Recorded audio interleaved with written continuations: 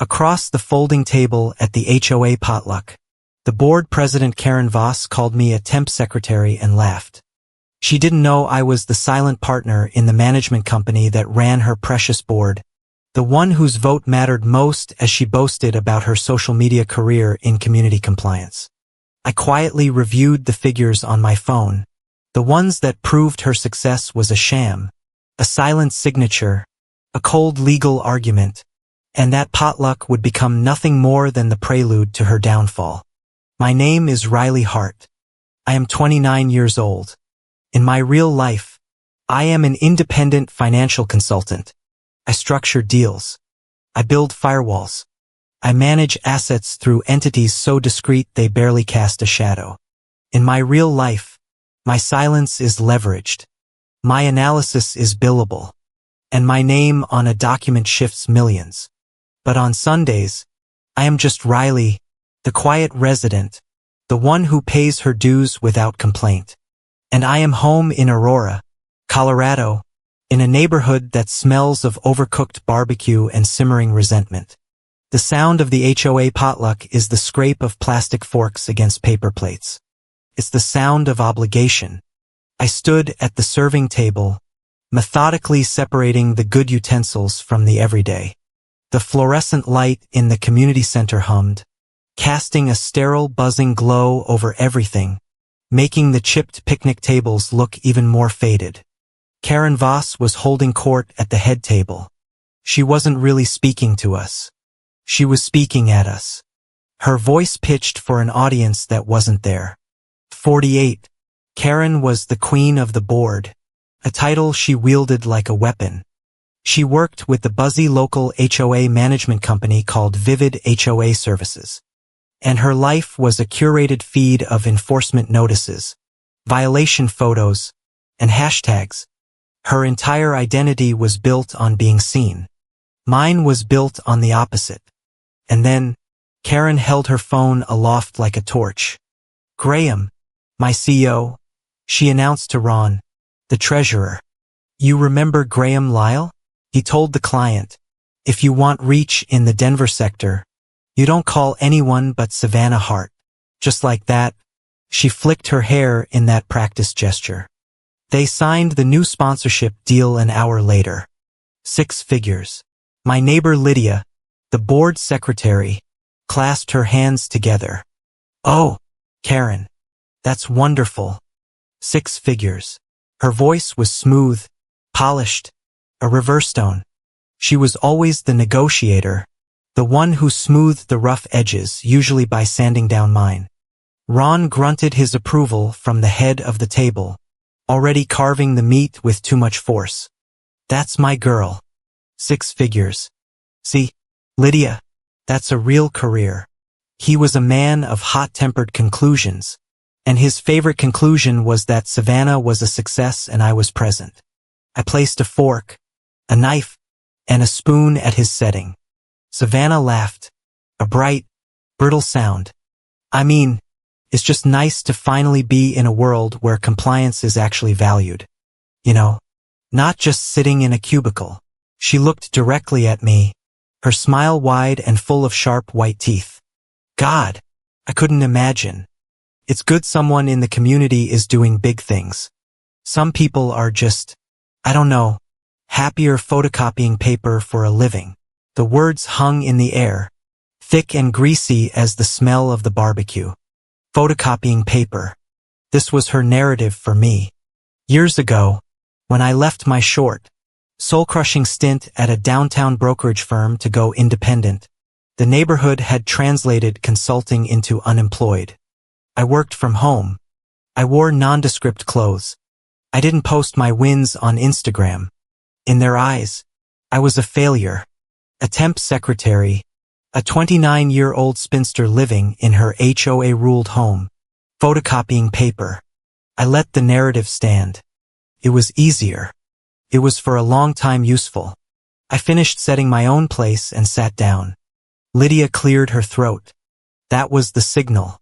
The attack from Savannah was just the opening barrage. Lydia's move was the flanking maneuver. "Riley, honey," she began, her voice dripping with practiced reasonableness. Ron and I were talking, and well, Savannah has this new contract. It's huge.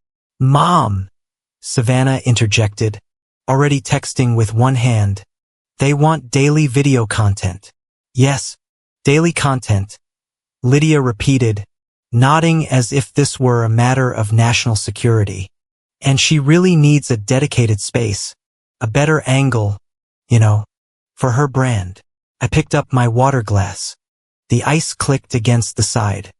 I knew exactly where this was going. The light in your home office. Well, it's the best natural light in the neighborhood, Riley. It faces south. My current office, I said, my voice quiet but cutting through the hum of the light. Lydia's smile tightened. Right? Your current office. Well, Savannah needs it. She needs a proper filming studio for HOA compliance videos. We were thinking we could move your little desk and your file cabinets down to the garage. Generous with my property. The office wasn't just a room. It was the one part of this house that was mine. It was the one place the noise of their expectations didn't reach. It was the one place with a reinforced door and a commercial-grade lock. It was the one place where Riley Hart ceased to exist and Hearthstone Capital came alive. Savannah glanced up from her phone, her eyes assessing the situation. She saw my silence as weakness. It always was. It's not like you use it, Riley. You're just on your computer. You can do that anywhere. I need it for green screens. And my new softbox lights are coming. They're huge. I looked at Lydia. I watched her eyes. This was the moment of the tell. She wasn't looking at me. She was looking at Ron, signaling him. Her eyes darted to the ceiling, then back to his plate. She was lying. She didn't think this was reasonable. She just wanted the conflict over, and I was the path of least resistance. I didn't answer. I just watched. Ron put his knife down with a thud that made the plates jump. His temper, always simmering, had reached its boil. This is ridiculous, he snapped. Lydia, stop asking. Just tell her. Savannah gets the room. That's it. I turned my gaze to him, calm and level. She needs it for her job. Riley, he continued, his face reddening. Her real job. The one that's actually going somewhere. We are trying to support her. You're living here, paying dues. I pay for the utilities and the internet, I stated. It wasn't a defense. It was a fact. Don't interrupt me, he roared. This is a community. We support each other. And right now, Savannah needs that space. We are giving you until Wednesday to clear your junk out. That's the ultimatum. He pointed his fork at me. You don't like it? You can move out of the neighborhood. The threat, the final clumsy, predictable move. Move out. They thought I was trapped. They thought the temp secretary couldn't afford to fight the liens.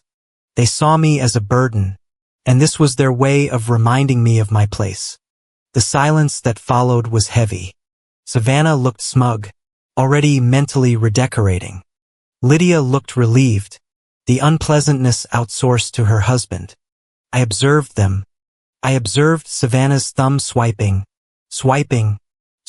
over her screen. A nervous, greedy tick. I observed Lydia's quick false smile as she took a bite of meat. I took a sip of water. I set the glass down. Thank you for sharing your thoughts, I said. My voice was placid. It's a significant request. I will review my options and I will give you an answer next week. Ron's jaw dropped. He expected tears. He expected yelling. He expected at minimum a sullen okay. He did not expect processing. Answer next week, he sputtered. I just gave you the answer. You gave me an ultimatum. Ron, I said, my voice still level. I am acknowledging it. I will respond in my own time. Before he could explode, my phone vibrated in my pocket, a single sharp buzz. I didn't look at it. I didn't need to. I knew the sender. It was Mason, My attorney, my best friend, the only person on earth who knew what I did between 9 and 5. And often, long into the night, while they were discussing my little desk, Mason and I were finalizing the architecture of a new holding company while Savannah was boasting about a 6-figure sponsorship. I was modeling the risk on an 8-figure acquisition. The vibration was the signal. I kept my eyes on the board, on the congealing fat on the barbecue, on the way the fluorescent light made Lydia's skin look sallow. In my pocket, I could feel the hard-edged shape of my keys. Not the single key to this house, but the heavy ring. The key to my loft. The key to my anonymous office downtown. The high-security fob for the Hearthstone Capital data vault. Hearthstone Capital, my company, the secret I had built in the shadows of their assumptions. The company they never once asked about. Ron was speechless, which was a rare and precious gift. Lydia was confused, her script derailed. And then Savannah, completely misreading the shift in power, let out that laugh. It wasn't a big laugh. It was a scoff, a sharp, condescending puff of air. The sound of someone who had just won, dismissing the loser's pathetic attempt to delay the inevitable. Next week, what are you going to do, Riley? Appeal to your boss. Oh, wait, her laughter. It was the smallest sound in the room, but it was the only one that mattered. It was the sound of a fingernail dragging across a fine piece of porcelain, creating a permanent, ugly scratch. It was the sound of a trigger being pulled. Inside my pocket, I knew exactly what Mason's text said. SPV is open, awaiting orders. I looked at Savannah, her face bright with easy, ignorant victory, and for the first time in a decade, I let myself feel the cold, sharp, and patient electricity of what was to come. I didn't need to move out of the room. I just needed to buy the company. Above the table, the meal continued in silence. The thick, hostile silence broken only by the sound of Ron sawing at his meat. He was a man who communicated in ultimatums. My quiet refusal to accept this one had broken his script. He was staring at the wall, his jaw tight. Lydia picked at her plate. Riley, she tried again, her voice a thin veneer of diplomacy. We're not trying to be unfair. We just want to support Savannah's career. It's just a room. It's my office, I said, not looking at her. And I need a studio, Savannah snapped, her thumb tapping a furious rhythm on her phone screen. It's not my fault my career is taking off, and yours is whatever it is you do. Above the table, I was the difficult, ungrateful resident, the failure, the temp secretary who was selfishly hoarding the best natural light in the neighborhood. Below the table, hidden by the cheap tablecloth, my own phone was alive. My world. My thumbprint unlocked the encrypted partition. The screen glowed with the dark mode interface of the Hearthstone Capital dashboard. My real life there in clean sans font was the entity Stonebridge SPV LLC. Beside it, the status. Funded. Active. A special purpose vehicle. A sterile legal entity designed for one purpose. It was a holding company. A corporate glove. It existed only to hold an asset and insulate me, the owner, from that asset. The vibration I'd felt earlier from Mason wasn't just a text. It was the go signal. The final wire transfers had cleared above the table. Ron slammed his water glass down. Wednesday, Riley, that's the deadline. Or you can find somewhere else to photocopy your papers. I met his gaze. I heard you. Below the table, I tapped the asset folder inside the SPV, the acquisition of Vivid HOA services.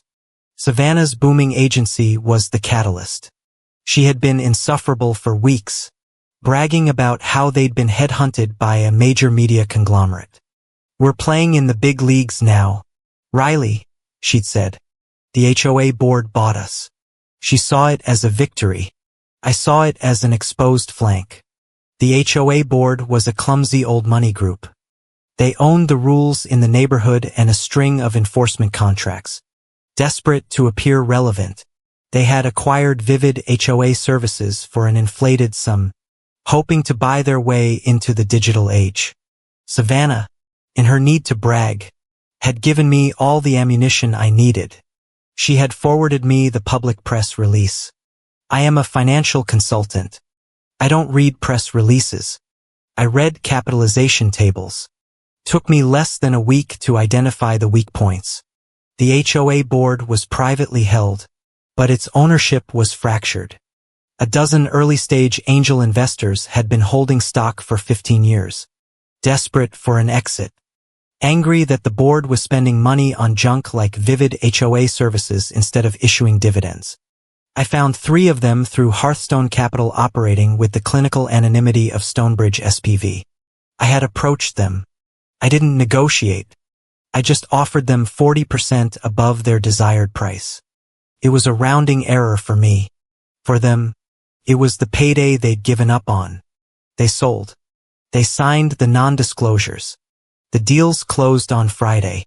I now quietly and with no name attached owned 18% of the HOA management parent company. The parent company owned 100% of Vivid HOA services. My phone screen showed the organizational chart, a direct line from me to the board and from them down to the CEO of their new shiny and deeply troubled acquisition. Graham Lyle, Savannah's boss. Graham Lyle. I knew his type, all charisma and cheap cologne. He was a salesman, not a strategist. And according to the financials I now had full legal access to, he was drowning. He needed cash. And he was taking shortcuts to get it. He was precisely the kind of executive who never bothers to read the minority shareholder agreements. He wouldn't even know my SPV existed. Above the table, Lydia was clearing plates, her movements quick and agitated. Riley, you're upsetting the board. I'm eating my dinner, I said. Below the table, I opened my secure chat with Mason. My text go. His reply was immediate. He'd been waiting. Drag along and key person clauses identified in the original acquisition docs. They're exactly what we hoped for. Graham Lyle's entire compensation package is tied to the earnout. He's locked in. This was the mechanism, the key person clause. It meant the entire valuation of the Vivid HOA services purchase was contingent on Graham personally staying at the helm. If he were to be removed, especially for cause, the board would have grounds to claw back millions. Graham thought he was secure. He wasn't. He was a liability. Now I had to prove it. As an 18% shareholder, I had rights. The most important one was access to the investor data room. For the last 72 hours, while my neighborhood argued about my little desk, I had been living in their spreadsheets on my laptop in my locked office. I had 2 windows open. Window 1, the Glossa public-facing pitch deck Savannah had emailed me months ago, dripping with vanity metrics. Look at our engagement, Riley. We're killing it.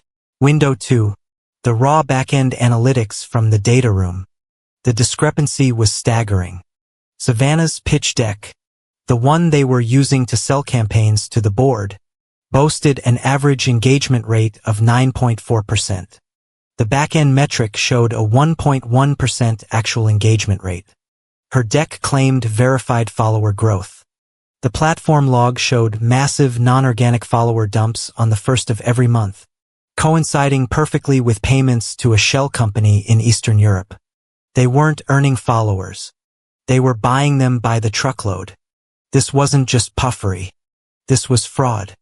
They were setting their CPM, their cost per 1,000 impressions based on these fake numbers.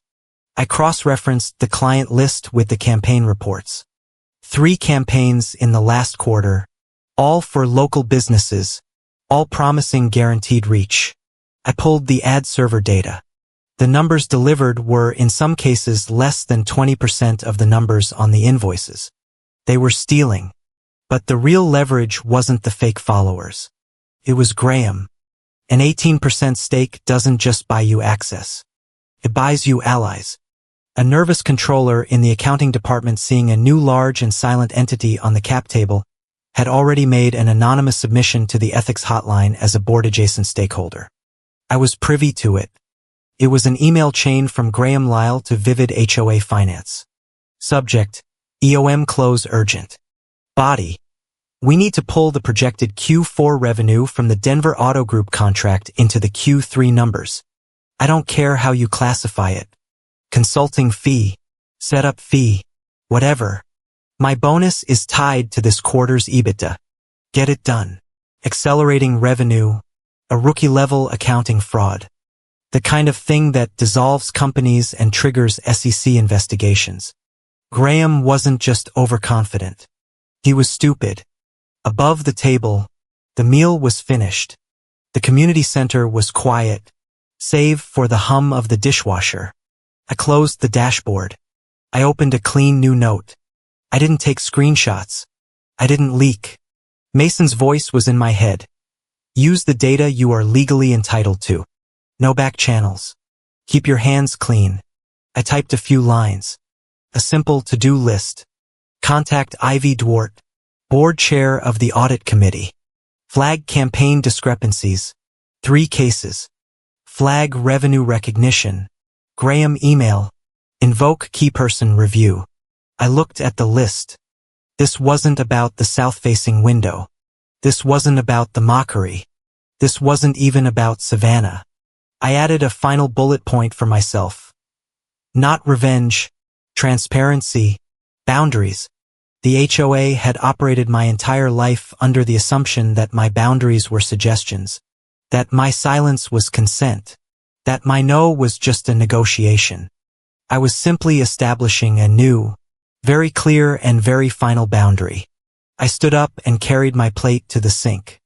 Riley, Savannah said, her voice sharp. I turned. She was leaning against the counter, arms crossed, the picture of a winner. Don't make this a whole thing. Okay, I'm not kidding. My new softbox lights are being delivered on Wednesday. They're professional grade. Just have your junk cleared out before noon. My junk, my research, my encrypted hard drives, my entire business. I looked at her. Her face was so certain, so smug. She was standing on scaffolding she believed was solid, unaware that I was at that very moment unscrewing the bolts. My phone vibrated.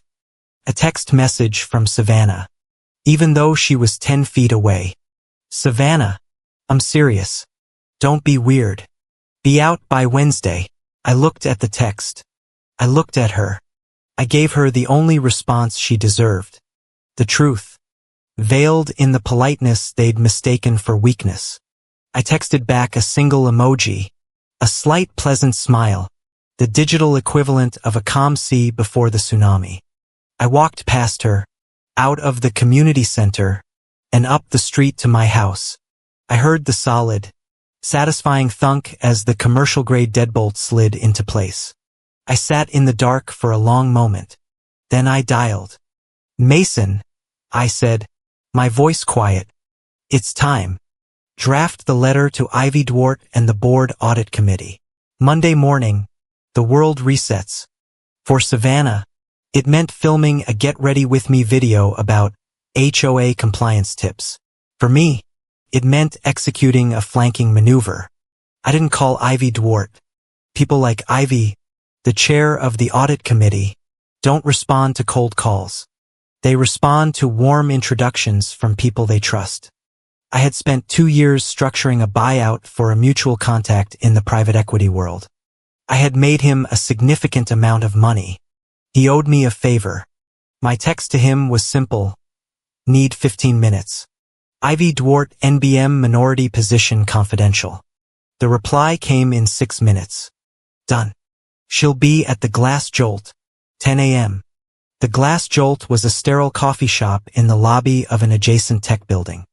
All concrete floors and steel tables, no comfortable chairs. It was a place designed for transactions, not conversations. Ivy Dwart was already there. A tall woman in a severe gray suit, her salt and pepper hair pulled into a tight knot. She was nursing an espresso as if it had personally offended her. She didn't smile when I sat down. Riley Hart, she said. It wasn't a question. Your Hearthstone Capital. I am, I said, not bothering to order. Thank you for making time. I'm the principal behind Stonebridge SPV. Her eyes sharpened. 18%. You bought out the Patterson Group. That was a fast, clean, and expensive move. You've been on our books for 72 hours, and you're already calling a meeting. You're either a problem or a profit center. Which is it? I'm a consultant, MS. Dwart. I find inefficiencies. I mitigate risk. Call me Ivy. And the risk you're referring to. I assume this is about our recent digital acquisition. Vivid HOA Services, I said. Ivy let out a low, frustrated sigh. That deal. Graham Lyle. He promised us the entire millennial market in the Rockies. And what did he deliver? He delivered noise, she said, tapping her fingers on the steel table. He delivers buzzwords, synergies, influencer architecture. But when I ask for a hard P&L breakdown by campaign, I get a PowerPoint deck full of selfies. The board is charmed by him. I am not. There is zero transparency. This was the opening. She had provided it. I didn't need to attack. I just needed to offer a tool. Transparency is my specialty, I said. I'm not an operations expert, Ivy. I'm a numbers analyst, and the numbers I'm seeing from the investor data room don't reconcile. I didn't elaborate. I just let that hang in the air. Don't reconcile is the polite corporate word for fraudulent. Ivy leaned in. Go on. The pitch deck they used to secure the acquisition, the one I assume you saw, quoted a 9.4% average engagement rate. Correct. A key metric, she said. The back-end analytics from the platform servers, which we are both entitled to review, show a 1.1% actual engagement rate. Ivy's expression didn't change, but the rhythm of her tapping fingers stopped. She was perfectly still. That's a significant delta, she said, her voice dropping. It is, and the client invoices I've cross-referenced are based on the 9.4% figure. The CPMs are inflated, which means our revenue projections are fiction, she said. Worse, it means your goodwill calculation for the acquisition is fiction. It means you overpaid. It means your advertisers have grounds for a clawback. It's a material risk. I watched her process this. She was smart. She was running the numbers in her head, calculating the potential write-down. Graham reports directly to the CEO, she said slowly. The CEO loves this deal. It makes him look digital. If I go to him with this, Graham will just call it a methodology dispute. He'll bury me in jargon. Then don't go to the CEO, I said. As chair of the audit committee, you have the right to review, and as a significant minority shareholder, I have the right to request that review. I slid my phone across the table. The screen opened to a single note. Proposal. Pre-board internal review scope. Campaign metric verification. 3 cases. Revenue recognition policy Q3. A pre-board review, she read. She looked up, a small cold smile touching her lips. That's a very delicate term. A light audit. Just a few of us checking the math before the next quarterly meeting. Exactly. A quiet look to protect the shareholders. To protect you from signing off on false numbers. She nodded. And you, as Stonebridge, will make the formal request. Mason, my counsel, is drafting it now. It's a standard invocation of minority shareholder rights under your articles of incorporation. It's polite. It's quiet. It's non-negotiable. Graham will fight it. He can't. Not without revealing he has something to hide. We're not accusing. We're just verifying. Ivy Dwart stood up. She finished her espresso in one quick bitter swallow. Do it. Send the letter. I'll add it to the audit committee's agenda for this week. She held out her hand. We shook. Her grip was firm. You're a profit center, Miss Hart. I'll be in touch. As I walked out, I got a text from Mason. Letter sent. They have 48 hours to respond and schedule. I had my foothold. Now I needed leverage. 18% was enough to be heard, but 20% was a magic number. Under the bylaws, a 20% consolidated block triggered change of control notification rights. It meant they couldn't fire Graham Lyle or sell Vivid HOA services without formally notifying my SPV. It was a tripwire. I knew one of the original angel investors was on the fence, a retired dentist who just wanted out. He held exactly 2.5%. My previous offer to him had been fair. Now I no longer needed to be fair. I called him from my car. Dr. Alpert. I said, Riley Hart. We spoke last week. Ah, yes. I'm still thinking. I'm no longer offering 40% above your ask. I'm offering double. The wire will be in your account by 5 p.m. today. All I need is your digital signature. He was silent for 10 seconds. I heard him do the math. Send the papers, he said. By 4 p.m. Hearthstone Capital through the Stonebridge SPV owned 20.5% of the HOA management parent company. I was now the largest single minority shareholder. That night, I didn't go home. I went to my real office, the anonymous one downtown, the one with soundproofed walls and a gigabit fiber line. Ron's Wednesday deadline for me to move my junk was irrelevant. I had already moved. With the audit committee review scheduled, I had exactly 2 days to build an airtight case. Ivy had given me the keys. Now I had to build the engine. I opened my custom-built dashboard. I plugged my legal data room credentials into 3 separate third-party analytics platforms, the ones that advertisers use to detect fraud. I wasn't just looking at the data the board provided. I was running their data against the public internet. The 1.1% engagement rate was just the start.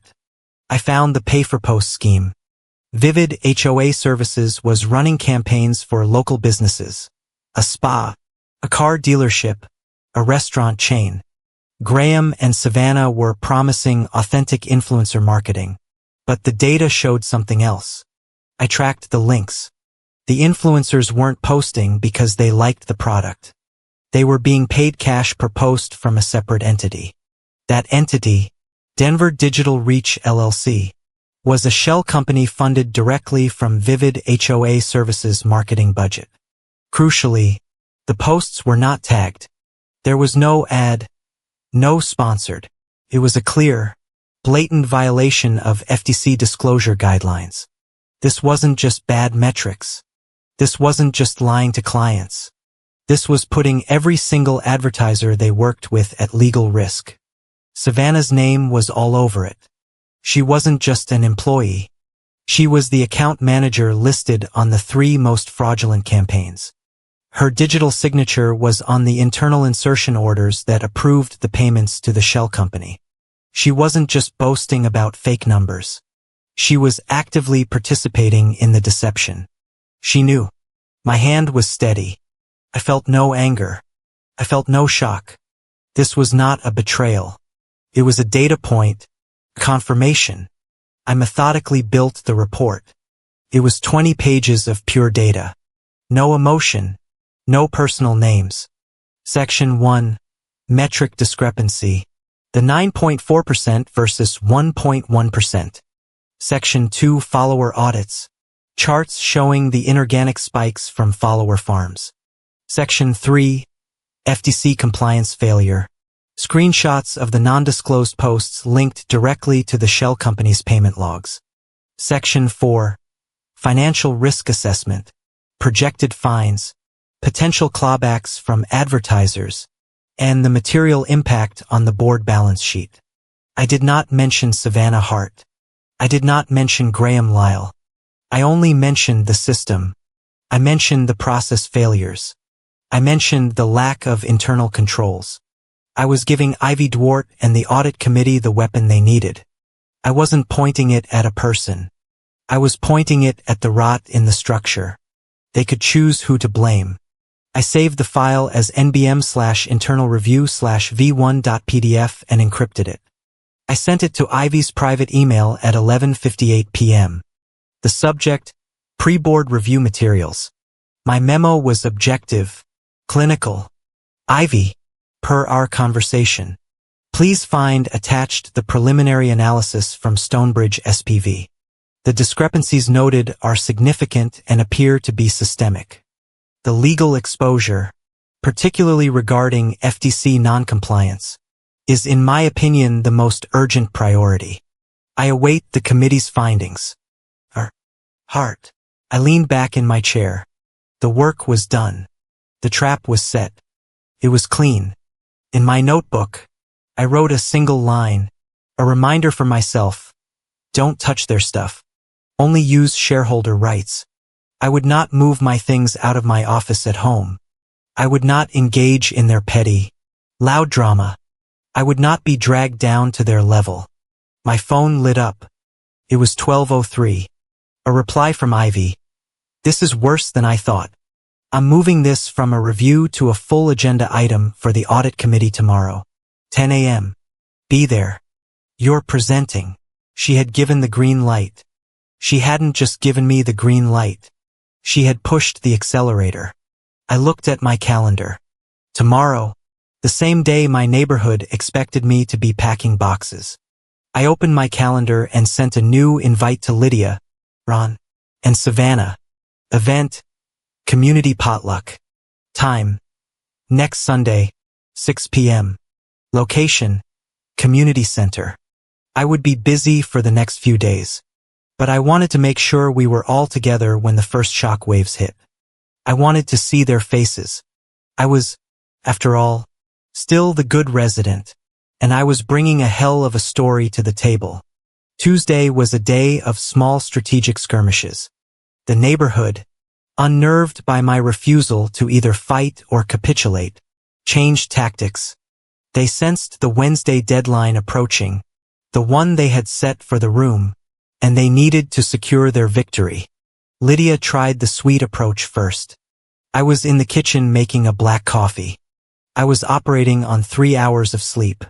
My mind still processing the data from the vivid HOA servers and rechecking the language in the FTC guidelines. My 10 a.m. presentation for the audit committee was tomorrow. Riley, honey, Lydia said, her voice unnaturally light. She came up beside me, touching my arm. I instinctively stiffened. I was just online looking at the Container Store. They have some beautiful new shelving units. Really modern. Minimalist, you know, for the garage.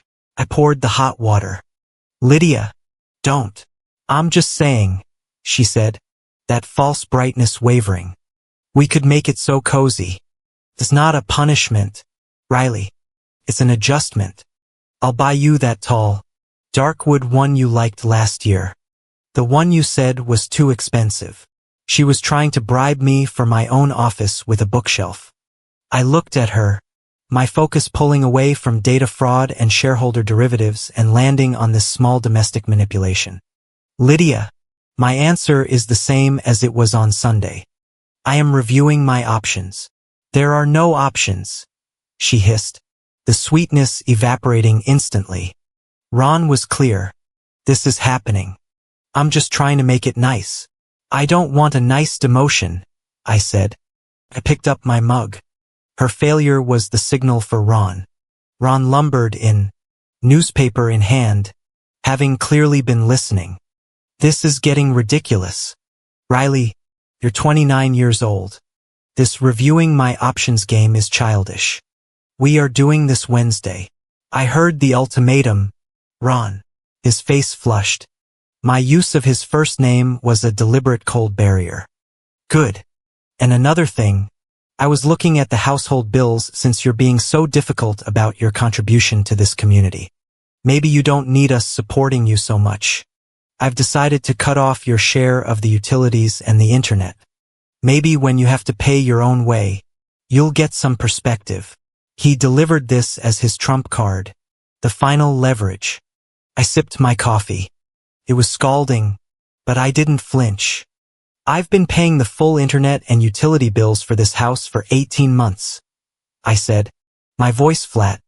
I've been paying them directly to Excel and Comcast. The autopay is linked to my Hearthstone Capital business account. You cut me off.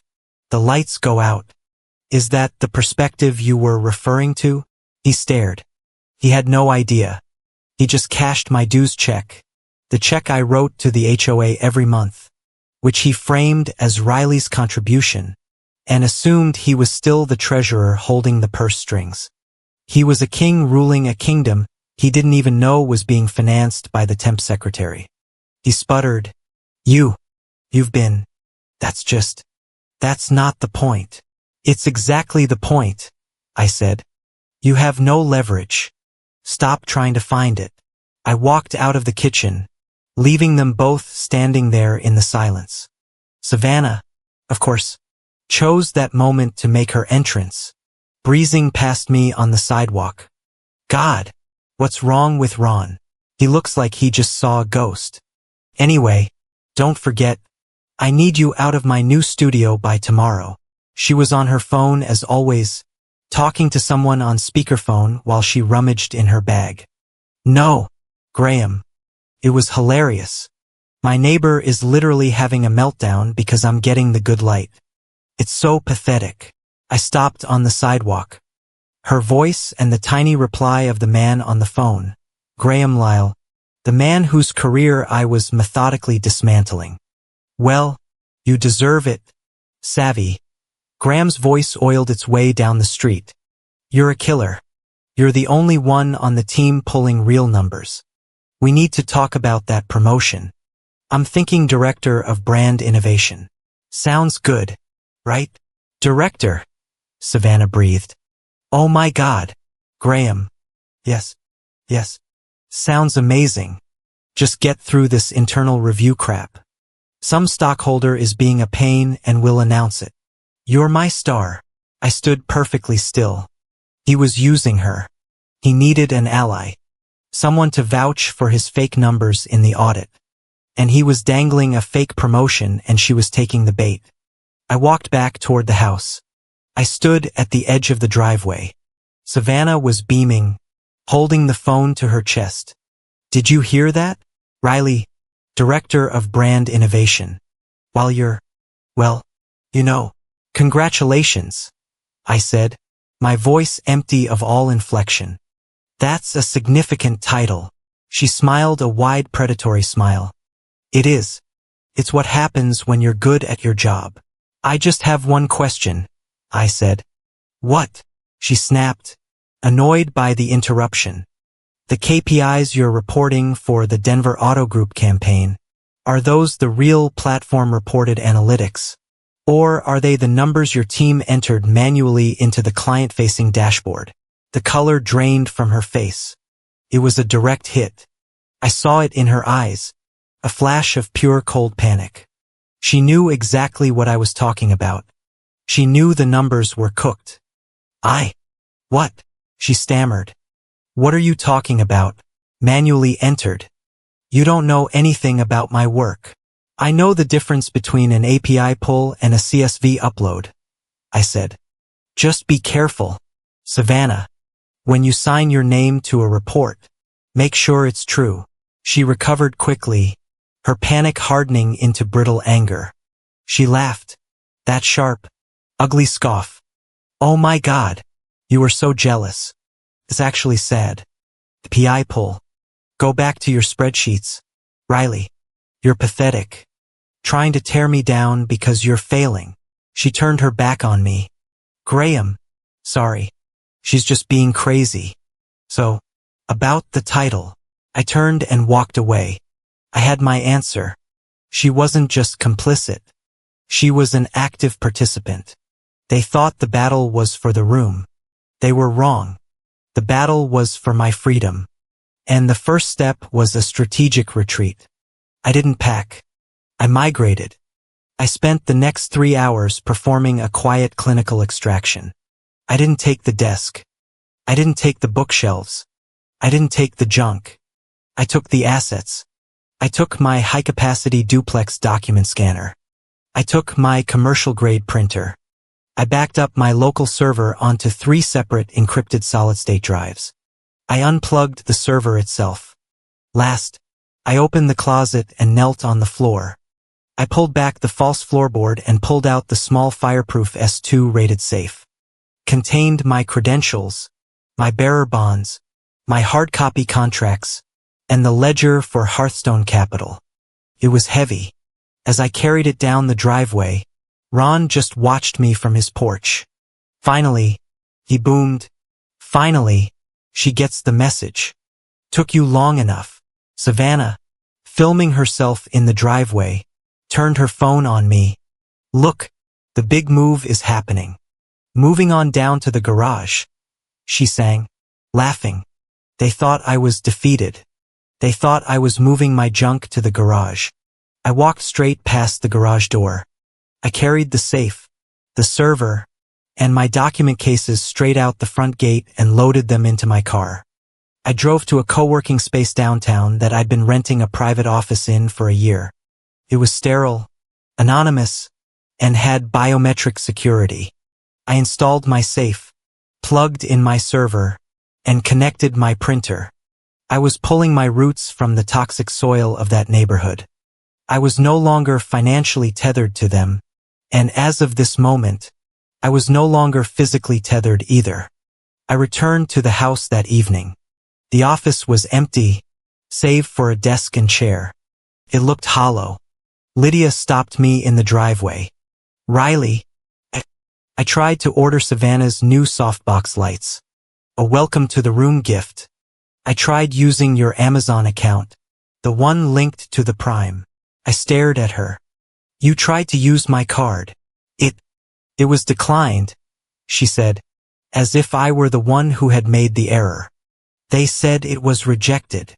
I lock my cards. Lydia, you can't just use them. But it's for your neighbor. Then your neighbor can buy them. I walked past her. The tension in the neighborhood was a taut wire, humming at a frequency only I could hear. Later that night, the hum became a vibration. My phone lit up. A text from Ivy Dwart.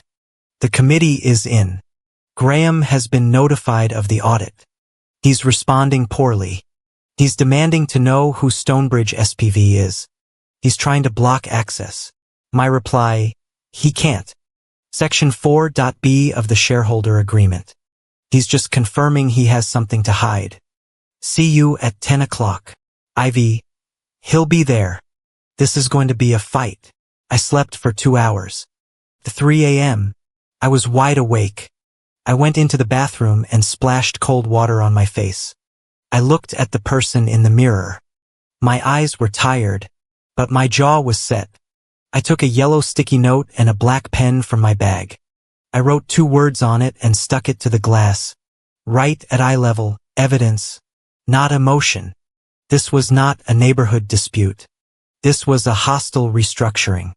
My phone buzzed again. This time it was an Instagram notification, a new post from Savannah. It was a picture of her pouting tragically sitting on the floor of the now empty office. The caption: It's so hard when you're trying to build your dream and the people who are supposed to support you are just petty, jealous, and stingy. HOA drama. Boss babe hustle harder. I looked at the post. I read the comments flooding in. You're amazing, Savvy. Don't let the haters get you down. I felt nothing. It was just noise. Just more data. I put the phone down. I opened my laptop. I logged into my secure legal portal. I drafted a new document, a notice of concern. It was a formal legal precursor to a shareholder lawsuit citing the revenue acceleration and the FTC violations. It was addressed to the entire board, and it was timed to be delivered by courier to their offices at exactly 10:05 a.m. Tomorrow, 5 minutes after my presentation was scheduled to begin. The move was set. The day was set. The neighborhood had no idea that the game they were playing was over. They were sitting in their houses fighting over a single room, not realizing they were no longer on the map. A final text came in. It was Mason. I just reviewed Ivy's email and the pre-audit bluster from Graham's lawyer. They're going to try to paint you as a corporate raider. Don't let them. Stick to the data. I'll be there in the hall. Not as your lawyer, just as a friendly face. I wrote back, see you there. I closed the laptop. Wednesday was here. It was time to go to work. The Vivid HOA Services headquarters was a monument to old money trying to look new. It was a tower of mirrored glass and brushed steel reflecting a flat gray Colorado sky. The lobby was a cavern of marble and silence broken only by the soft ding of the elevators. It was a place designed to make you feel small. I did not feel small. I felt like I was in my natural habitat. Mason was waiting for me by the security desk, a quiet pillar of support in a perfectly tailored suit. He handed me a visitor's pass. They're in conference room 42A, end of the hall. Ivy is already there. No lawyers in the room, just the committee members and you. You're listed on the agenda as Representative Stonebridge, SPV. Good, I said. Clean. He'll be there, Mason warned. Graham. He's not on the committee, but Ivy said he invoked his right to be present as the subject of the review. It's posturing. Let him posture, I said. He's walking into a clean room with dirty hands. Mason gave a small, confident nod. Stick to the evidence. I'll be right here. Conference room 42A was a glass box overlooking the city. A long, polished mahogany table reflected the sterile fluorescent lights above. Ivy Dwart sat at the head, and along the sides were the other three members of the audit committee.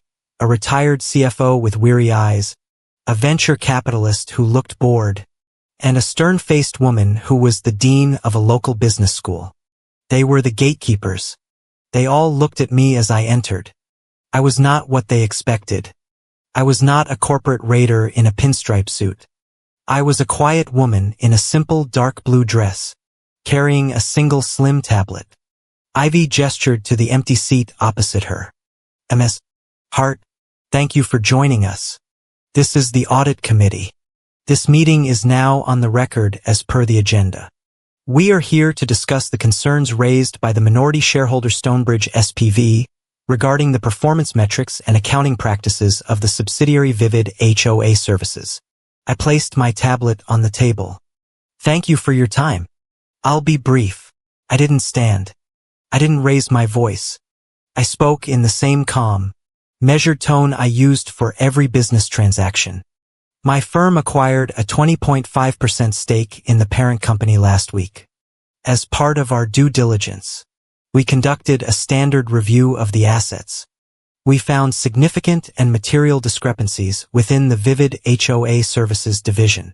I tapped my screen and the large monitor on the wall came to life. It was a single clean slide. Vivid HOA Services metric verification. Pitched engagement rate Q3, 9.4%. Actual platform engagement rate Q3, 1.1%. Variance, 8.3%. The acquisition and current client contracts for Vivid HOA Services, I continued, are based on the pitched engagement rate of 9.4%. The actual rate pulled directly from server analytics is 1.1%. This variance has led to a systematic overbilling of all active clients and a material misstatement of the subsidiary's value. The retired CFO was already scribbling notes. The VC's board expression had vanished. Second, I said, advancing the slide. Add cost allocation, FTC compliance audit finding. Systemic use of non-disclosed paid-for-posts mechanism. Payments routed through a third-party shell entity. Denver Digital Reach LLC. Risk. High probability of FTC investigation. Advertiser clawbacks. And brand damage. Vivid HOA Services is engaging in what amounts to a pay-for-post scheme, routing payments through a shell company to influencers without the required ad or sponsored disclosures. This is a direct violation of federal guidelines and exposes every one of their advertisers and, by extension, the HOA board to significant legal and financial liability. I presented the 3 case studies: the spa, the car dealership, the restaurant chain. I showed their invoices, the promised metrics, and the fraudulent influencer posts. I showed the payment logs from the shell company. I never once said the name Graham Lyle. I never once said the name Savannah Hart. I spoke only of process, of systems, of risk. The internal controls at Vivid HOA Services are, in my professional opinion, non-existent. The operational oversight is failing. The result is a high-risk, low-transparency subsidiary that is a clear and present danger to the board balance sheet. Finished. The room was silent. Ivy spoke first, her voice cold steel. Thank you, Ms. Hart. Your analysis is thorough. The retired CFO looked up from his notes. The shell company, Denver Digital Reach, you have the incorporation papers. My counsel has them, I said. The single registered agent is a former employee of Vivid HOA Services who was terminated 2 years ago.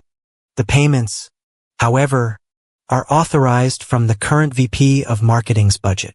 The door to the conference room opened. Graham Lyle strode in.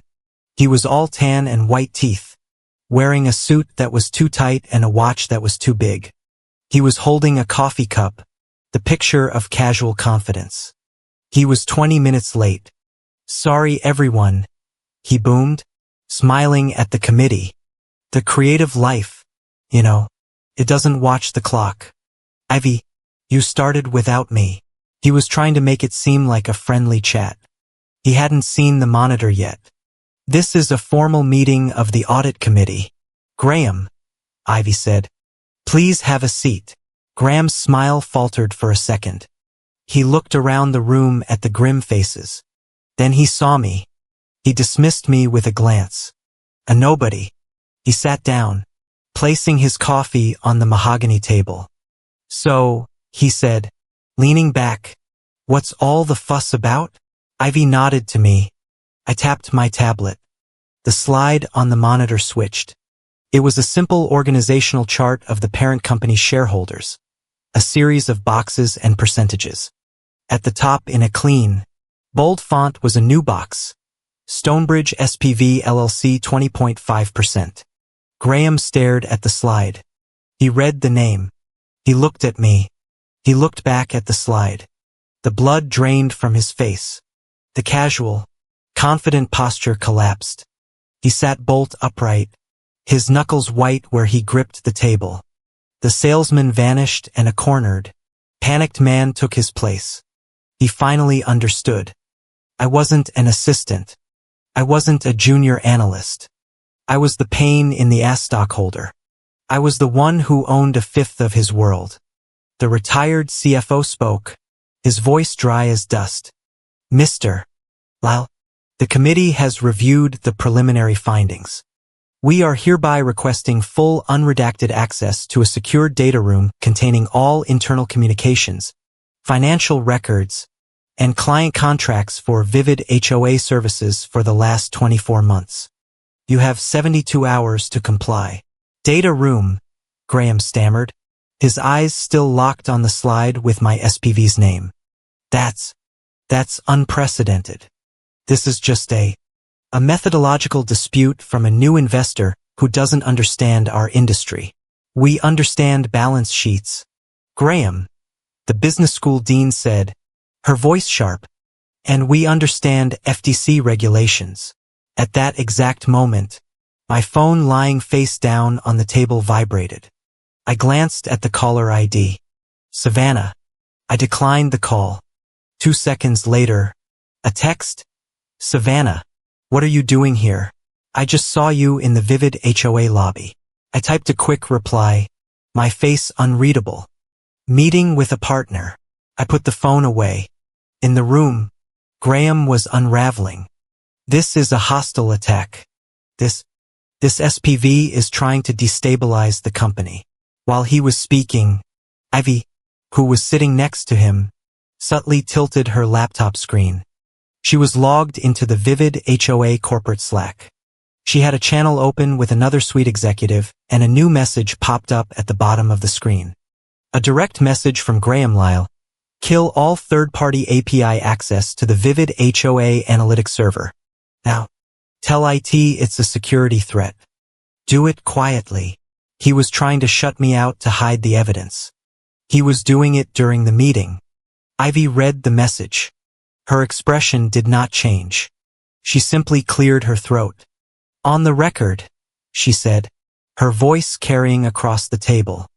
I would like to note that at 10:28, Mr. Lyle has instructed his staff via internal communication to terminate third-party data access in what appears to be a direct attempt to obstruct this committee's investigation. Graham froze, his mouth half open. He looked at Ivy, a look of pure, unadulterated horror on his face. He had been caught in real time. The venture capitalist, who had been silent until now, spoke. Motion to suspend Mr. Lyle's Q3 bonus payment pending the outcome of this audit. Second, said the CFO. All in favor? Ivy asked. Her hands went up. Motion carries, Ivy said. Graham, you are welcome to stay, but you will not speak again unless spoken to. He slumped in his chair, defeated, a shell of the man who had walked in. Ivy looked at the committee. This audit is now our highest priority. I am calling an emergency extraordinary meeting of the full board of directors for Thursday to review the findings. Mr. Lyle, you will be required to attend and to answer our questions. She then turned her gaze for the first time to me with a look of cold professional respect. Ms. Hart, thank you for bringing this to our attention. We will be in touch. Then she looked back at Graham. One more thing. We will require your head of accounts, Savannah Hart, to prepare the data for the audit data room. We need the real numbers, Graham, the raw data, and we need it by tomorrow at 5. It was a masterstroke. She was isolating him and putting my neighbor directly on the line. Savannah would either have to produce the fraudulent numbers and perjure herself or produce the real numbers and expose them both. I gathered my tablet. I stood up. I nodded to the committee and walked out of the glass box, my footsteps silent on the plush carpet. I didn't look at Graham Lyle. He was already a ghost. In the lobby, Mason was waiting. He saw my face and knew. He didn't ask. He just fell into step beside me as we walked toward the elevators. As we stood before the wall of mirrored glass, waiting for the car, I saw my reflection. A woman in a simple blue dress. Her expression calm, her posture straight. She wasn't smiling. She wasn't angry. She was simply in control. The reins, which had been invisible to everyone else for so long, were now finally visible in her hands. The city skyline was distorted and gray behind her, but she was in perfect focus. The Sunday potluck I had scheduled was heavy before we even sat down. The smell was the same, that thick, oppressive scent of overcooked barbecue. A smell I associated with ultimatums and neighborhood obligations. The air in the community center was dense. They had been living with the empty office for 4 days. Savannah's new unopened softbox lights, purchased on her own credit card, were stacked in the hallway like a barricade. They thought they had won. They thought this potluck was my formal surrender, my white flag. I sat. I unfolded my napkin. They were all watching me. For 3 days, I had been in a different world. On Wednesday, I had presented the cold, hard data to the audit committee. On Thursday, I had sat silent and invisible in the back of the extraordinary board meeting. As Ivy Dwart clinically dissected Graham Lyle using my report as a scalpel, I watched him panic, lie, and incriminate himself. I watched the board vote unanimously to suspend him, and now I was back. The temp secretary, Savannah, predictable as ever, fired the first shot. She hadn't connected the internal audit crap at work with me. She just knew she was stressed, and I was her target. God, she said, stabbing a piece of meat. This week was hell. We're pulling data for this stupid audit. It's like analytics, analytics, analytics. She rolled her eyes, then looked directly at me. You'd probably love it. All those boring little spreadsheets.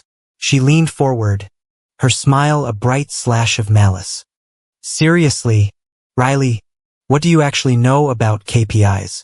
Anyway, besides, the one for the copy machine.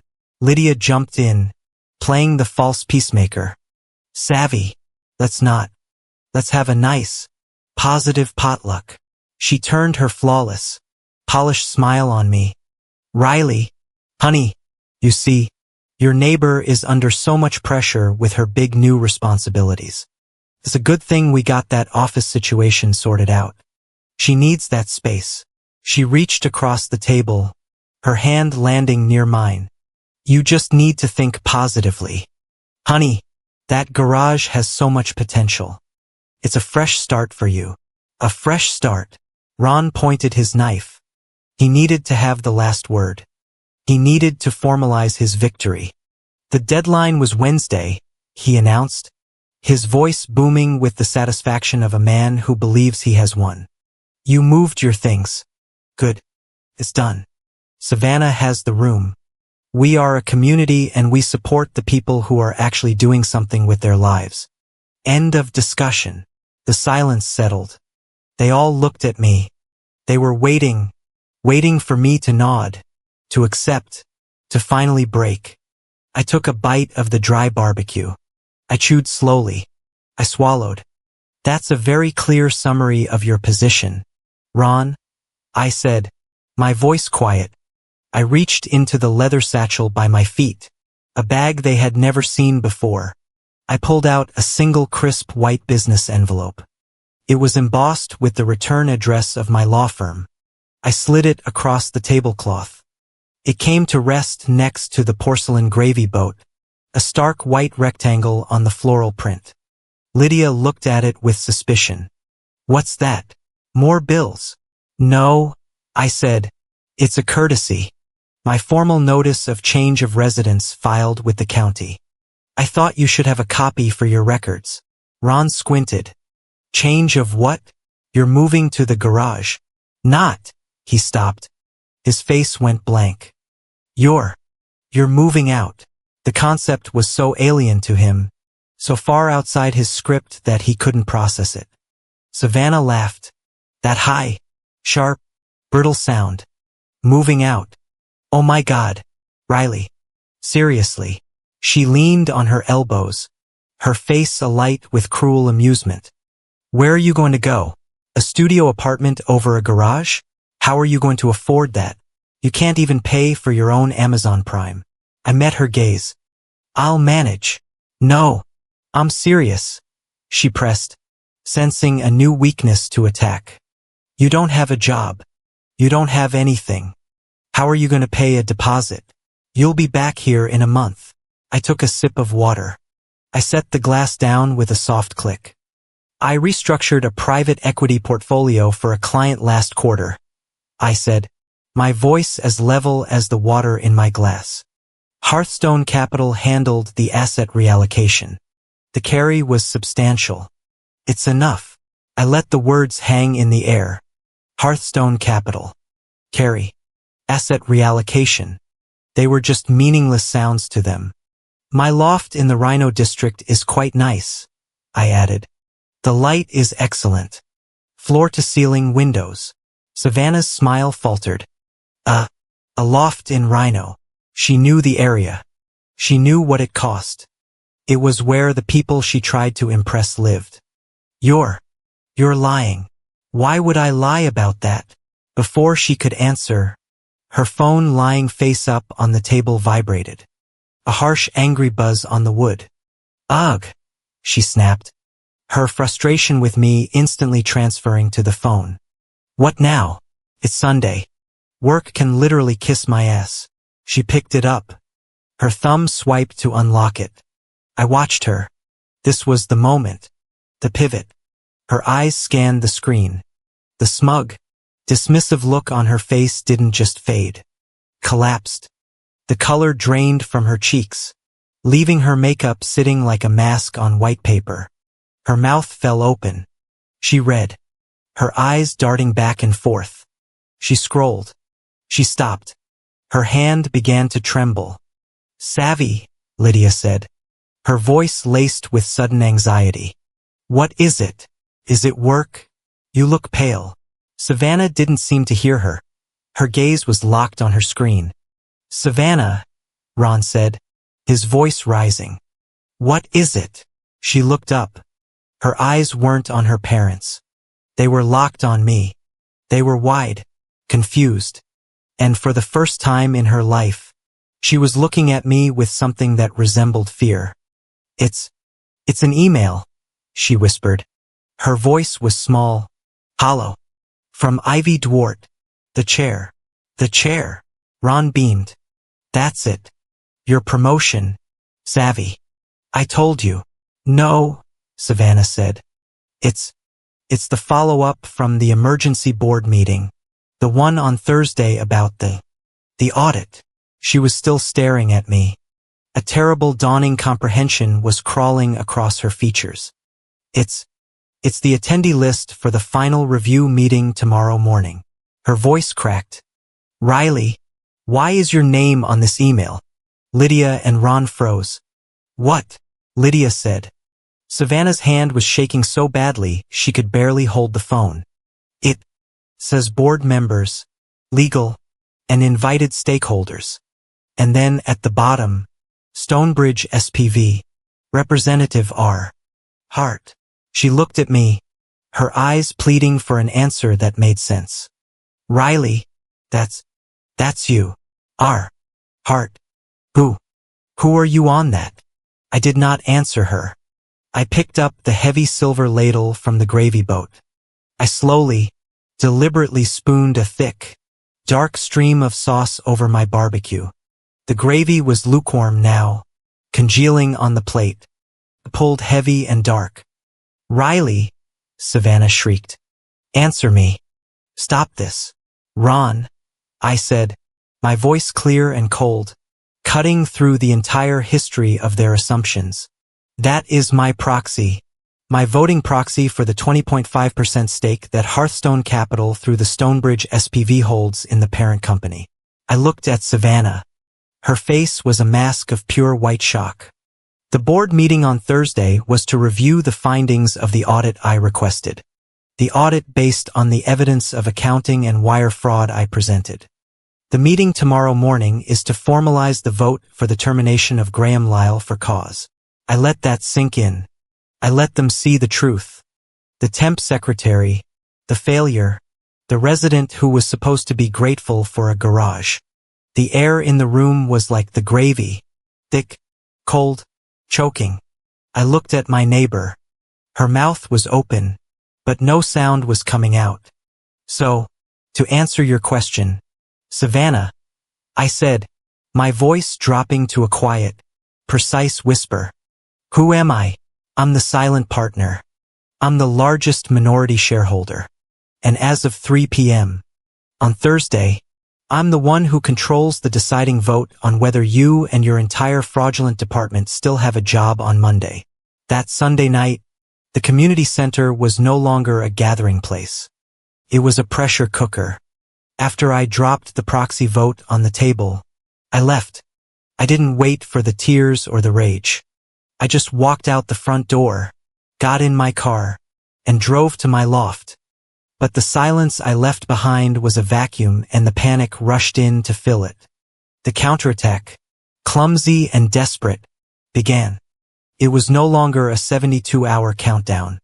It was a freefall. Sunday, 10:17 p.m. Graham Lyle, despite his suspension, was not idle. His career was on fire and he was trying to put it out with gasoline. He initiated a conference call, not with the board, with his PR team and his personal lawyer. Voicemail: Graham Lyle to PR head. "It's a systems integration error. That's the story. When the board bought us, the data migration from our servers to theirs corrupted the API keys. It's a tech glitch. A rounding error. I need a one-sheet and a press statement drafted by 8 a.m. We are the victims of a clumsy acquisition. We are not frauds. Got it. Sell it. Sunday 11:04 p.m. Graham's second call was to Savannah. She was his only internal ally. She was also the one who'd signed off on the fraudulent reports. He needed her. Call log G. Lily's heart. Duration 14:22. Savvy. Stop crying. His voice was a harsh whisper. This is a shakedown. It's that SPV. They're trying to leverage us. Get a discount on the acquisition price. It's a corporate raid. We're fighting back. My neighbor, she stammered. Graham. My neighbor is the SPV. I don't care if it's your grandmother. It's a numbers game. They're trying to make us look bad. I need you to fix the deck for the morning. Clean it up. Make the numbers match the narrative. But Ivy has the raw data. They said they think they have the raw data. They have a snapshot. I need you to build a new presentation. Find a new methodology. Say the back-end data they have is unscrubbed and that our methodology, the one that gives the 9.4%, is the proprietary client-facing metric. Use the system's error language. Fussgate. Savannah. Bury them in jargon. Do you want that promotion or not? Monday 8:15 a.m. Savannah, hollow-eyed and shaking, sat at her desk. She hadn't slept. She was trying to build the slide deck Graham demanded. She was trying to make 1.1% look like 9.4%. She put the two numbers side by side on a slide. Actual raw versus optimized proprietary. It looked like a lie. It was a lie. The math didn't work. No methodology could bridge that gap. Her cursor hovered over the 1.1%. She deleted it. She just typed 9.4%. Monday 9:22 a.m. A new email hit Ivy Dwart's inbox. Not from me. Not from Graham. It was from the general counsel of the Denver Auto Group. The second arrow. Subject. Urgent. Request for metric audit. Q3 Campaign 2. MS. Dwart. We are formally requesting a full independent audit of the campaign metrics delivered by Vivid HOA Services for our Q3 Mile High Drive event. The engagement and conversion numbers reported in their wrap-up do not align with our internal sales lift data. In fact, our internal metrics show a negligible impact. Please provide full data access to our auditors within 48 hours. The client was calling them out. The house of cards was swaying. Monday 10:30 a.m. Ivy was in the data room. She wasn't just looking at the files I'd given her. She was looking at the logs. She sent a simple encrypted text to me.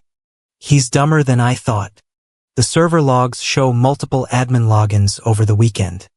All from Graham's home IP. Timestamps match every file I flagged. Me. He's tampering with evidence. Ivy. He's just signing his own confession. Monday 11:15 a.m. Mason, acting on my instruction, made his move. He wasn't just a friendly face in the hall anymore. He sent a formal advisory letter to the entire board and their general counsel. It was a shark in the water from Mason Thorne, counsel for Hearthstone Capital. Subject. Advisory notice re. Fiduciary duty. Shareholder risk to the members of the board. We are formally advising the board of the significant legal risk associated with any public statements, including SEC filings that rely on the unverified and disputed metrics from the Vivid HOA Services subsidiary. Any attempt to obfuscate, misrepresent, or correct the data already submitted to the audit committee will be viewed as a willful act of securities fraud. He had just put a legal lock on Graham's systems error PR story. If they used it, they'd be admitting to fraud. Tuesday 2:40 p.m. Graham was trapped. His PR story was dead. The clients were suspicious. The board was terrified. He had one move left. The scapegoat. He called Savannah. This time, Not a text. A call. He needed to use his voice. Call log G. Lily's. Heart. Duration. 1822. Savvy. Is bad. That woman has the board in a panic. The system's error story won't work. What? What do we do? Graham. It wasn't a systems error. It was a human error. A pause. What? What does that mean? It means the data was entered incorrectly by the junior team. That new analyst. What's his name? The kid from Boulder. He pulled the wrong reports. He and the intern. They were responsible for the data entry on the auto campaign. They misunderstood the methodology. Graham. I signed those reports. They gave you the wrong data. Savvy. You signed off on what your team gave you. You're a director. You manage. You don't do the data entry. It's their fault. They're junior. They'll get a warning. You'll be the one who discovered the error. You'll be the hero. You'll save the accounts. You want me to blame them? I want you to lead. Savannah. This is what directors do. They make the hard calls. Do you want to be a director or do you want to go down with the interns? Your choice. He hung up. Savannah sat at her desk. She looked at the email from Ivy, demanding the real numbers. She looked at Graham's text. She looked at the names of the two junior staffers on her team. One of them had just had a baby. She wanted to keep her job. She wanted to be a director. She wanted to believe Graham, but she was holding the mouse and her hand wouldn't move. Tuesday, 4:51 p.m. A new email arrived in Ivy Dwart's inbox. This time, it wasn't from a client or a lawyer. It was from concerned employee 88@protonmail.com. The anonymous tip. Subject, you're looking in the wrong place. This wasn't a mistake. It was policy. Attached are the invoices from Bully Media and Follower Farm. We've been buying followers for 2 years. Graham approves the invoices personally. Also attached is the screenshot from the Denver Digital Reach payment portal. It's not paid from marketing. It's paid from a corporate Amex. Check the card holder. Ivy opened the attachments. The screenshots were clear. Invoices for digital engagement packages. Tens of thousands of dollars. She made one phone call to the head of finance. Carol, it's Ivy. I need the card holder name for the corporate Amex ending in 808. Just a moment. Ivy, here it is. That card is a T&E card issued to. Oh, it's issued to Graham Lyle. It's his personal travel and expense card. Ivy hung up. The trail no longer pointed down to the juniors. Pointed directly, unequivocally. Graham wasn't just approving the fraud. He was paying for it on his company card. Wednesday, 9 a.m. T-minus 24 hours. My phone lit up. I was in my loft reviewing the final proxy statements. I wasn't going to the meeting tomorrow. I didn't need to. My vote was already filed. It was a text from Savannah. What are you doing? A simple, desperate 6-word question. It wasn't how could you? It wasn't you're a monster. It was the question of a person who had just realized the floor was gone. What are you doing? I looked at her text. I thought about the ultimatums. I thought about her laughter. I thought about the temp secretary and the room she'd stolen. And I replied with the simple, cold, and absolute truth. I'm doing what's right with everyone's money. This was a different potluck. The potluck from last Sunday had been the shock. This potluck, a few days later, was the denial. The final board meeting was scheduled for the next day, Thursday. The neighborhood was in a state of suspended disbelief. They knew what I had said, what I had claimed, but they couldn't process it. My entire life, I had been the wallpaper, the quiet, failed resident. Their entire world was built on that assumption. To accept I was a 20.5% shareholder with a deciding vote was to accept that their entire reality was a lie. So they chose denial. They didn't call. They didn't text. They just waited. And when I let myself into the community center on Wednesday night, they were all seated at the table. The barbecue was on the platter. It was a desperate, pathological attempt to rewind time, to pretend the last week hadn't happened. I sat down. The silence was brittle. Savannah was the one to break it. She had to. Her reality was the one most threatened. She looked gaunt, her eyes puffy from lack of sleep, and I assumed from the frantic messages from Graham Lyle. She had to believe I was the liar. She had to believe she was still the star. She put her fork down, a sharp clink on the porcelain. "So," she said, her voice a strained, brittle thing. "I guess you're just done with your little job. You've been gone all week. I guess you finally quit. It's for the best." I didn't look at her. I just put a small spoonful of mashed potatoes on my plate. She pressed on, her voice rising with a desperate, sharp hysteria. "You come in here, you throw around these words. Proxy shareholder. Like you're in a movie. It's pathetic. Riley, you're pathetic. You're just nothing. You don't even have a boss to report to." She was panting, her eyes wild. This was it, her last stand, the final desperate insult from a script she had memorized. I slowly raised my head. I looked directly into her eyes. The camera was in close-up. I could see the panic in her dilated pupils. "You're right," I said, my voice cutting through the humid dining room air like a block of ice. "I don't have a boss." I held her gaze. "Your boss Graham reports to the CEO. The CEO reports to the board, and that board, Savannah, is where I am a shareholder." "Shareholder," Ron barked. The word exploded out of him. He slammed his hand on the table. He too was desperate to restore the old order. "We heard you. Your little fantasy. What do you own? Huh? You bought a couple shares on that Robinhood app on your phone. A few worthless pieces of paper. You think that makes you a player?" He laughed a short, ugly barking laugh. "You're a joke. You're a child playing dress-up." I looked at Ron, at his flushed, angry face. He needed to believe I was small. "That's a fair question, Ron," I said. I reached once again into my leather satchel. Not the proxy vote this time. Not the notice of my new address. This was the original. I pulled out a thick-bound document. The cover was a heavy navy blue cardstock. I didn't drop it. I placed it. I slid it across the table until it rested directly in front of his plate. He stared at it. The cover read, "Series A Preferred Stock Purchase Agreement. Northbridge Parent Company, Inc. Stonebridge SPV, LLC.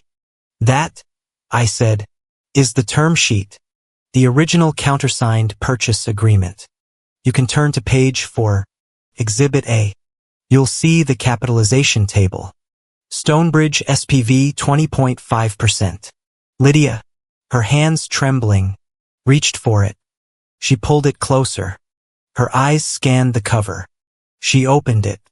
She was a quick reader. She didn't understand the financial language, but she understood the language of power.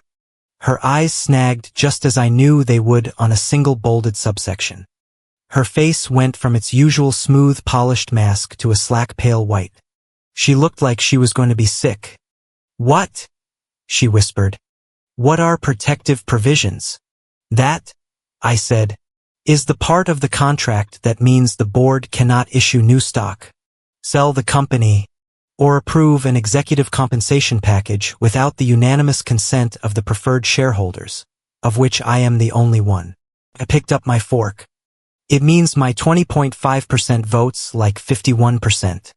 It means I am the veto." The room was absolutely terrifyingly silent. The denial was shattered. This was not a fantasy. This was a contract. And in that precise, perfect cinematic silence, Savannah's phone sitting on the table lit up. A text message from Graham Lyle. Her hand, shaking uncontrollably, reached for it. She read the preview on the lock screen. "We all could. Graham. Tomorrow 10 a.m. You need to be my star. You have to protect the KPIs. You have to sell the human error story. It's the only way. Her head snapped up, her eyes wide with terror. She was caught between two impossible, crushing forces, her boss demanding she commit perjury, and me, the neighbor who held the power of God. I leaned forward. I didn't raise my voice. I spoke in a whisper that was louder than Ron's yelling. He's asking you to lie, Savannah. Her breath hitched. He's asking you to sign your name to a false report to the board. He's asking you to commit securities fraud. He's offering up your career, your future, your liberty, to save his own skin. I held her terrified gaze. Don't do it, I whispered. Don't lie. Don't sign your name to anything that isn't true. You, my neighbor roared. He stood up, his chair scraping violently on the floor. You did this. You're threatening her. Who do you think you are, threatening your own community? I remained seated. I looked up at him. This loud, red-faced man who had until this moment held all the power in this neighborhood. I'm not threatening anyone, Ron, I said. My voice was calm. It was absolute. I am giving her a legal warning for the last time. And then the phone rang. Not a cell phone. The old beige landline on the community center wall. The one that never rang unless it was a telemarketer or a death in the family. The sound was shrill. An alien invasion. We all froze. It rang again. Lydia, moving like a sleepwalker, got up and answered it. Hello. Yes. This is her. Uncle Mark. What's wrong? She listened. Her hand went to her throat. What? No. She's fine. How did you? On LinkedIn. What unusual activity? She turned. The phone held away from her ear, her face a mask of confusion. It's your Uncle Mark. He says his brokerage firm just got an alert about the parent company. He said there's significant chatter on LinkedIn about an unscheduled audit and an emergency board meeting. He wanted to know if Savannah's job was safe. The outside world, it was here. The consequences were no longer contained in this room. The shame was public. Lydia looked at me, her eyes pleading. Riley, what is this? The potluck was dead. The meat was cold. The gravy had formed a skin. The sounds of knives and forks had stopped. This was the end of the life they knew. I pushed my chair back. I stood up. I placed my unused napkin on the table. I looked at Savannah. Her face was a ruin, tears tracing clean paths through her foundation. She was staring at her phone, at Graham's text, at the choice. I looked at my neighbors, frozen in their powerlessness. I picked up my satchel. Tomorrow morning at 10, I said to the room. The board votes. I walked to the door. I paused, my hand on the knob. Tomorrow, I said, not looking back, is a test of the truth. I left them in the silence with the cold food and the shrill, unanswered questions of the outside world. Thursday, 10 a.m. The boardroom on the 42nd floor was a tomb of glass and silence. At each of the 12 seats around the polished mahogany table sat a thick spiral-bound document.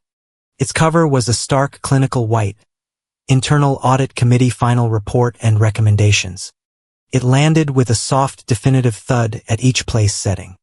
Ivy Dwart stood at the head of the table. She wore the same severe gray suit. She was not a person.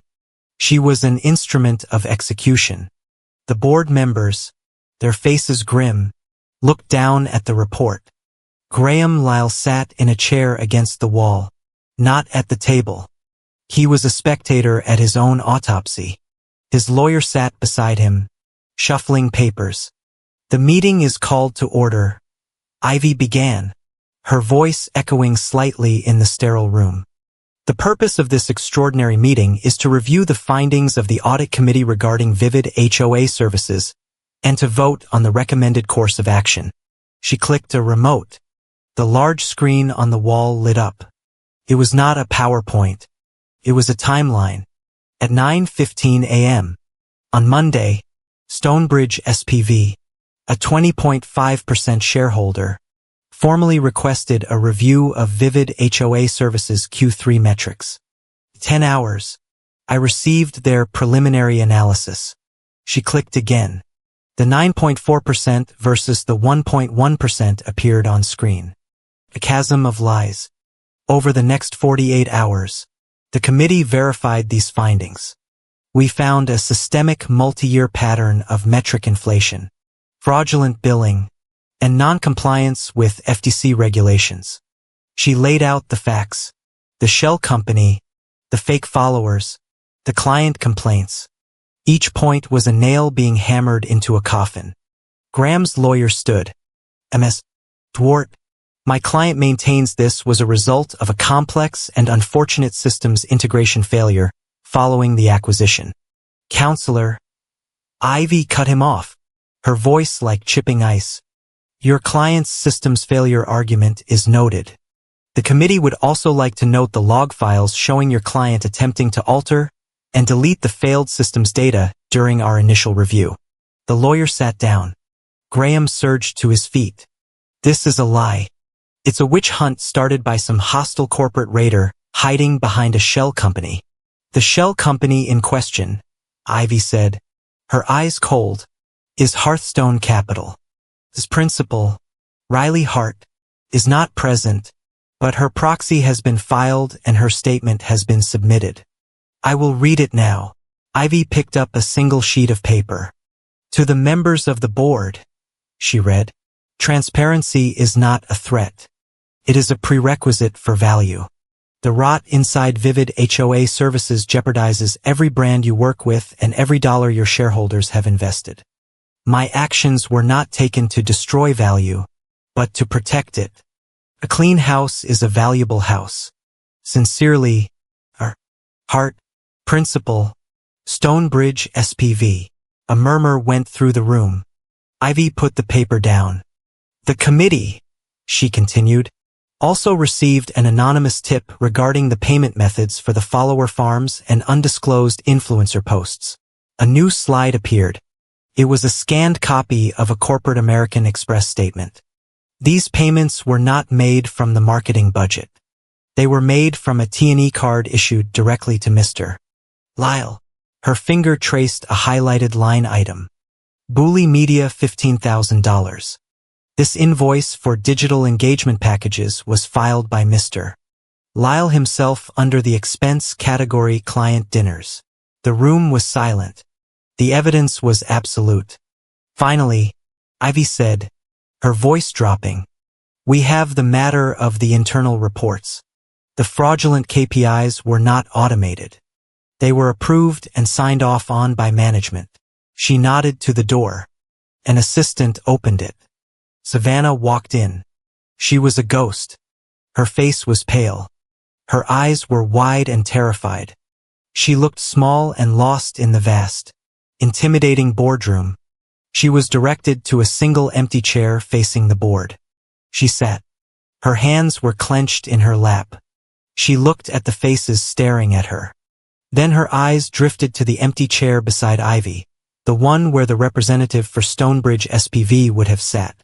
She stared at that empty space as if she could see me sitting there. The retired CFO spoke, his voice surprisingly gentle. Ms. Hart, Savannah, we have your signature on 3 quarterly reports for the Denver Auto Group. The reports that contained the 9.4% engagement metric. Did you know at the time you signed them that these numbers were not accurate? A tear slid down Savannah's cheek. She was trembling. She opened her mouth. I could almost hear Graham's voice in her head. It was a human error. Blame the juniors. She looked at the empty chair again at my ghost. I thought it was a test. A new methodology we were testing. The lie was pathetic. A child's excuse. Ivy didn't even blink. She slid a single piece of paper across the table towards Savannah.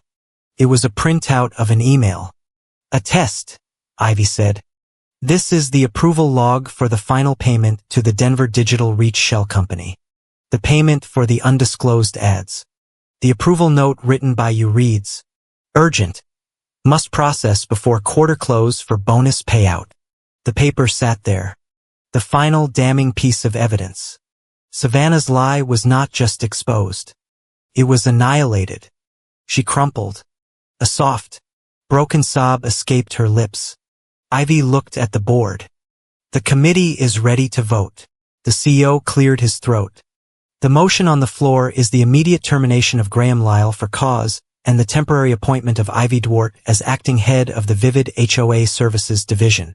The vote was a formality, a series of quiet eyes around the table. The motion carries, the CEO announced. Graham Lyle was gone. Furthermore, the CEO continued, his voice heavy. The termination of the key person, Mr.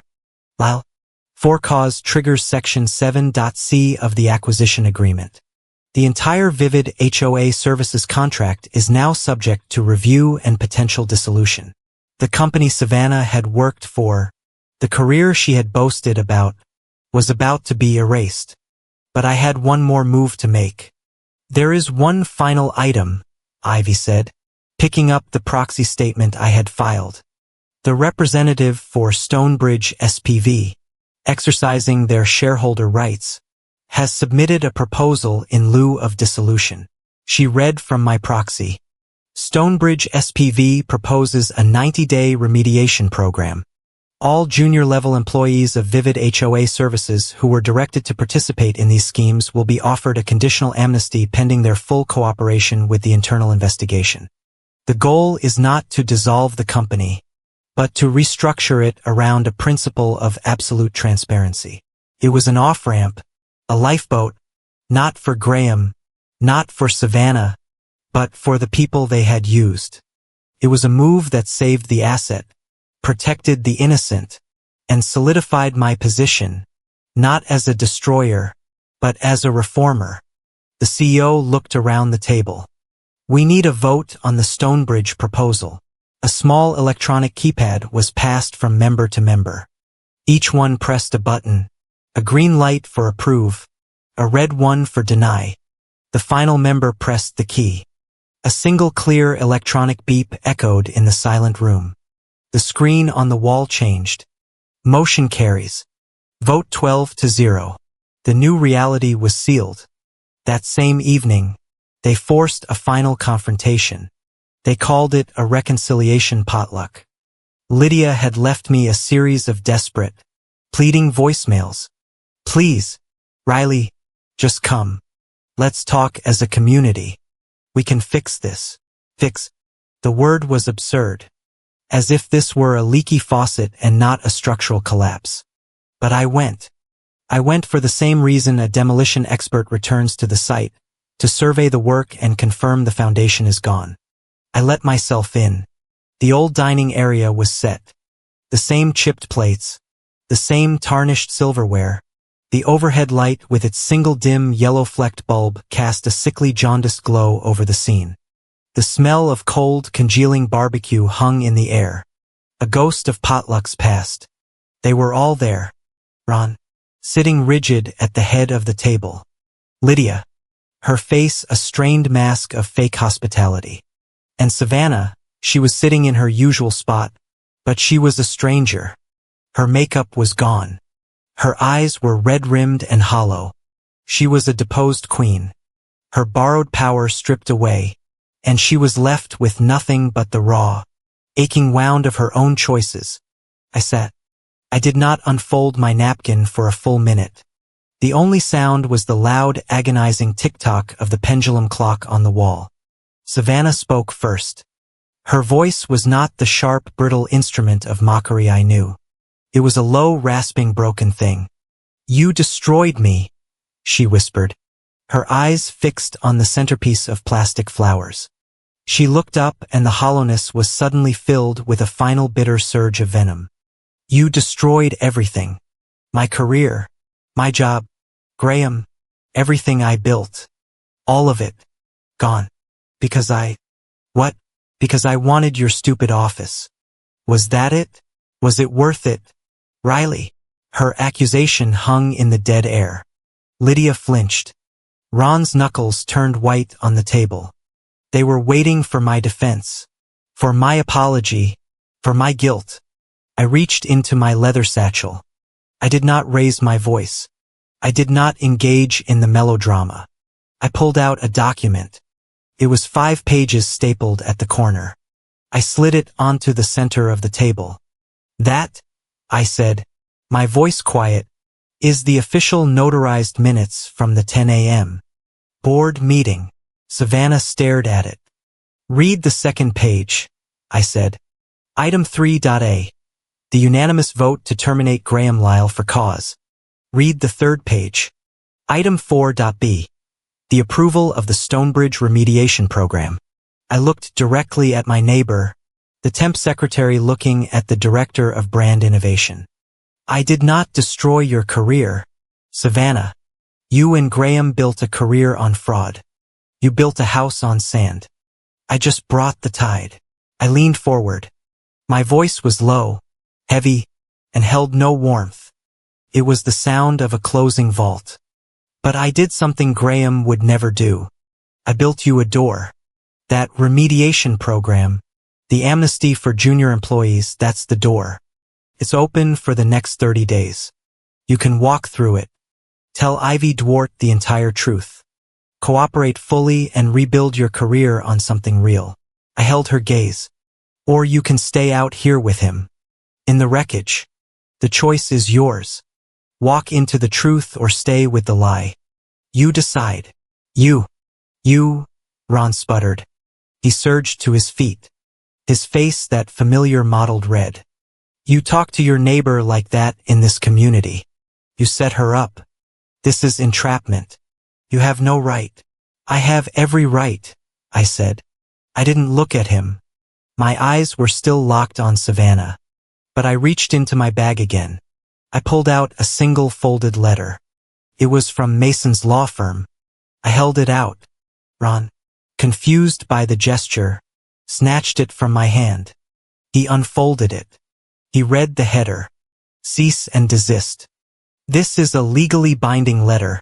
Ron, I said, my voice as cold and hard as the glass in my loft window.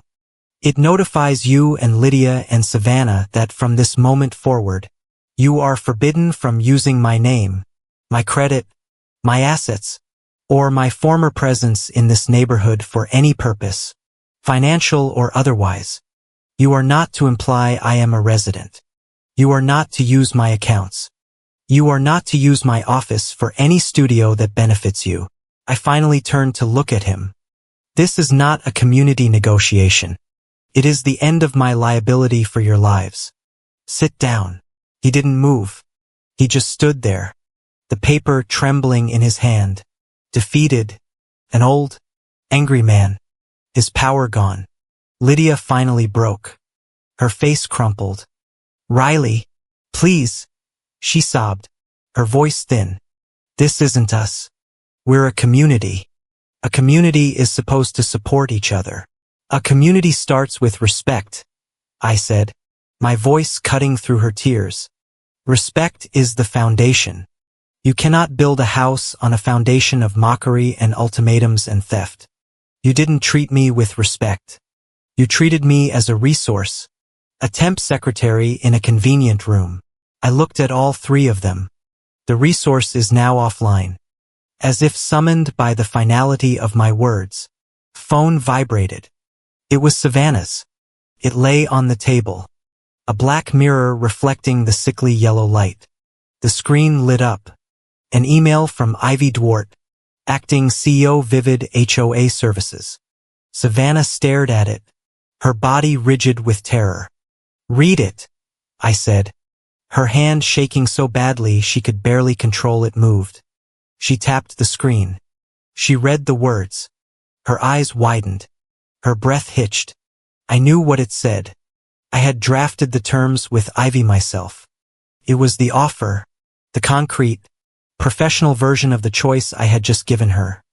An offer to remain at Vivid HOA Services, at a demoted title, conditional on her signing a full written confession of her role.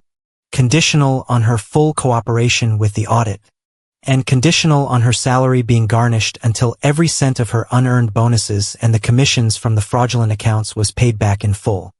It was a chance, a hard one, a humiliating one, but it was a chance to be clean. She looked up from the phone. Her eyes were wet, but behind the tears was that last familiar flicker of defiant, stupid pride. The pride that had started all of this. "And if I refuse," she whispered, her lip trembling. If I don't sign, if I don't crawl back like that." She was looking for another option, a third way out, a way where she didn't have to admit she was wrong. I gave her the truth, the final cold hard truth. "Then you walk out," I said, "alone with nothing, no job, no reference, and my report, the one with your signature on the fraudulent documents, will be attached to Graham's termination file. When he gets sued by the clients, you will be named as a co-conspirator. You will have no amnesty. You will have no job. You will have nothing but your pride." I let the choice settle. I let the weight of it fill the room. The silence that followed was the loudest sound I had ever heard in this community. The tick-tock of the clock on the wall was a hammer blow, counting down the seconds of her old life. The smell of the cold meat was the smell of an ending. A faint breeze blew through the window, rattling the blinds. A cold breath of the outside world. Savannah just stared at me. Her mouth was open. She was broken. I had said everything I came to say. The last knot was tied. The loop was closed. I stood up. My chair scraped softly on the wooden floor. I looked down at the table, at the cold dinner, at the fractured, terrified people who were my neighbors. I reached into my pocket and took one last thing out. It was a plastic card. My vivid HOA Services access card. The one that got me into the building, into the executive floors, into the boardroom. I placed it on the table. It landed next to the congealing gravy boat with a soft plastic click. A final quiet statement. The temp secretary's calling card. I nodded once to the room. Farewell. I turned and walked away. I walked out of the dining area. I walked down the hall. I opened the front door. The door clicked shut behind me. The sound final. I stood on the porch. The air was cool and clean. The city of Aurora, my old city, spread out before me, its lights glittering in the sharp, clear dark. I was outside. I was free. I walked to my car and got in. I put the key in the ignition. But before I turned it, I paused. My hand brushed against the keys in my pocket. Not the single worn key to the neighborhood house. A new set. The heavy, cool metal keys to my downtown loft. The electronic fob for my real office. They clicked together. A small, satisfying sound. The sound of a lock sliding into place. The sound of my own story. Written by me in my own name. Finally and completely finished.